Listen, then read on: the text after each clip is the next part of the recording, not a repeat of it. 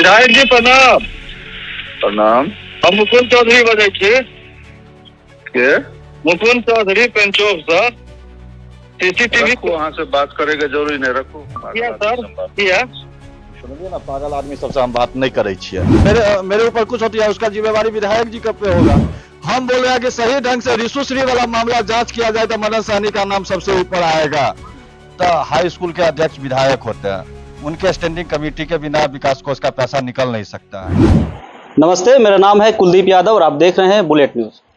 जब सत्ता का नशा सर चढ़कर बोलने लगता है तो शासन जो है, सरकार जो है, जनता को, प्रजा को पागल कहते हैं। ऐसा हम नहीं, बल्कि हाल ही के दिनों में जिस तरीके से आरा में भरत तिवारी के साथ हुआ, वो सिस्टम के खिलाफ लड़ रहे थे।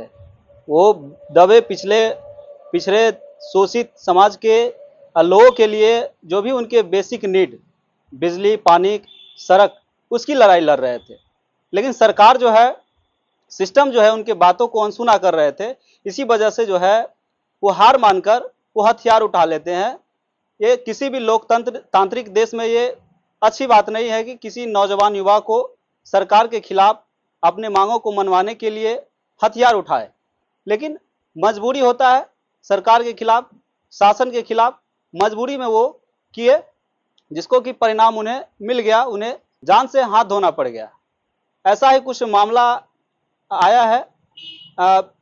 जदयू के विधायक हैं, लगभग 4 बार से चुनाव जीत रहे हैं और 3 बार मंत्री रह चुके हैं। बात कर रहे हैं बहादुरपुर विधानसभा क्षेत्र के वर्तमान मंत्री सह विधायक मदन सहनी की। उन्होंने एक समाज सेवी को पागल कह के फोन कर दिया। समाज सेवी मुकुंद चौधरी जी, उन्होंने जब विधायक जी से जो भी बेसिक नीड है उन पे बातचीत करने के लिए जो फ़ोन किए, बात किए, तो उन्हें अभद्र तरीके से बात किए और फ़ोन काट दिए। इन्हीं सारे बातों को लेकर हम उनके पास आ गए हैं और उन्हीं से बातचीत करेंगे। क्या कुछ घटना हुआ है? क्या नाम हुआ भैया? मेरा नाम मुकुंद चौधरी हुआ। कैसे वीडियो जो वायरल हो रहा है, विधायक जी जो है, एक लड़का, उसमें आप ही का नाम आया है। मेरा ही नाम है। हाँ, तो हम आपके पास आए हैं।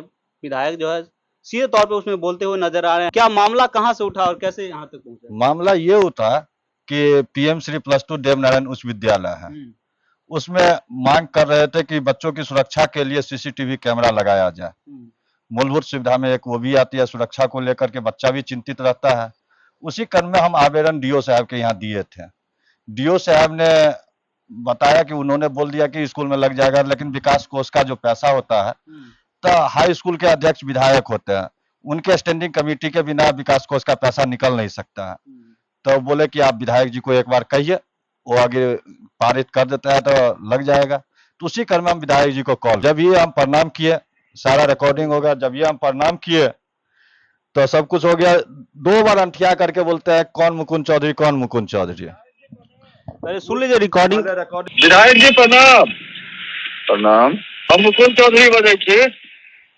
के मुकुंद चौधरी पेंचोक से। की बात ये है कि स्कूल में सीसीटीवी रखो, वहाँ से बात करेगा जरूरी नहीं, रखो। किया सर किया सुनिए ना, पागल आदमी सबसे हम बात नहीं करे छिए। तो हमर यह मांग छले कि अहाँ कम से कम स्कूल में कमेटी के गठन करियो और प्रत्येक हाई स्कूल के अध्यक्ष हुआ के नाते तो हमरा स्कूल में कैमरा लगे, साथे साथे हमर क्षेत्र के जत्ते हाई स्कूल से सब में सुरक्षा के दृष्टिकोण से कैमरा लगे।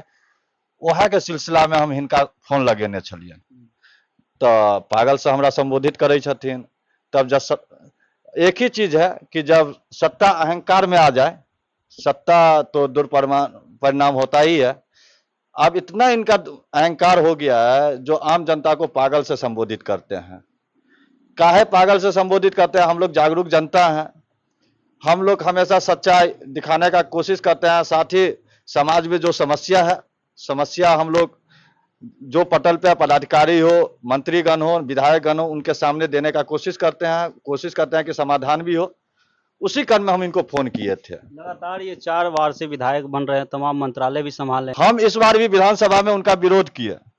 विरोध करने के बावजूद भी मेरे गांव से सर्वाधिक वोट, जो हमको लग रहा हनुमान नगर में इससे ज्यादा वोट कहीं नहीं गया, पेंचोक से सबसे ज्यादा वोट मदन सहनी जी को मिला। क्यों, क्या कारण क्या था इसमें? गठबंधन है। और वो जिस तरह का बात करके, मतलब सरकार जिस तरीके से आई कि हम ये करेंगे वो करेंगे, वही सब लेकर के इनको सब अधिक वोट मिला। उसके बावजूद भी हम लोग बोले कि विधायक जी सबसे ज्यादा वोट तो हमारे पंचायत में मिला, तो हम लोग को भी तो कुछ मिलना चाहिए। हमारे बच्चों के लिए बेहतर शिक्षा स्वास्थ्य व्यवस्था होना चाहिए।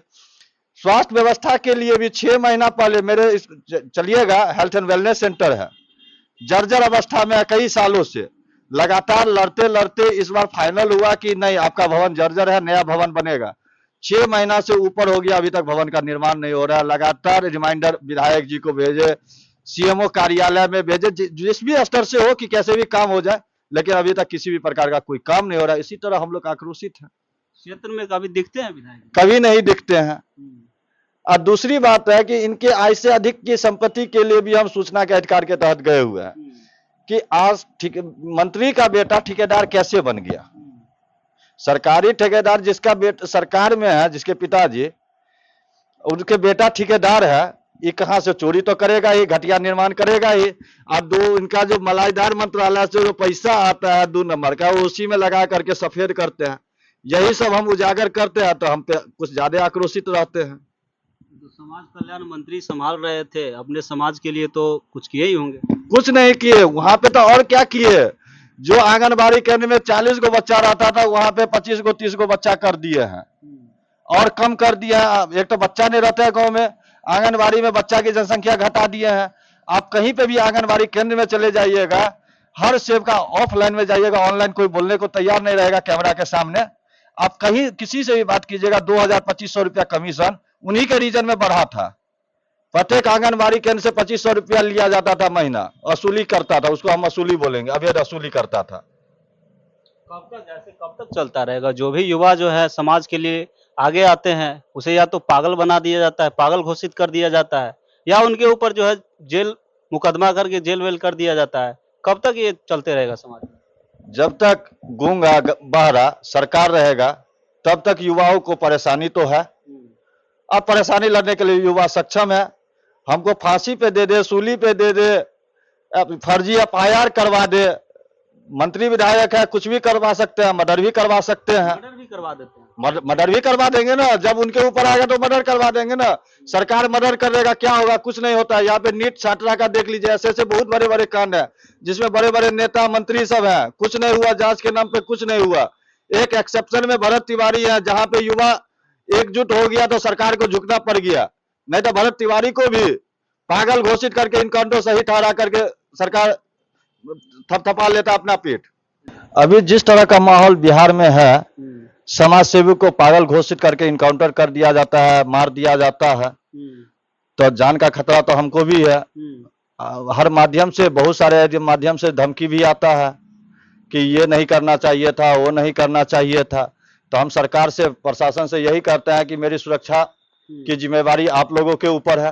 हम भी होती है आपके साथ तो इसका मेरे ऊपर कुछ होती है, उसका जिम्मेवारी विधायक जी पे होगा, मदन सहनी जी पे।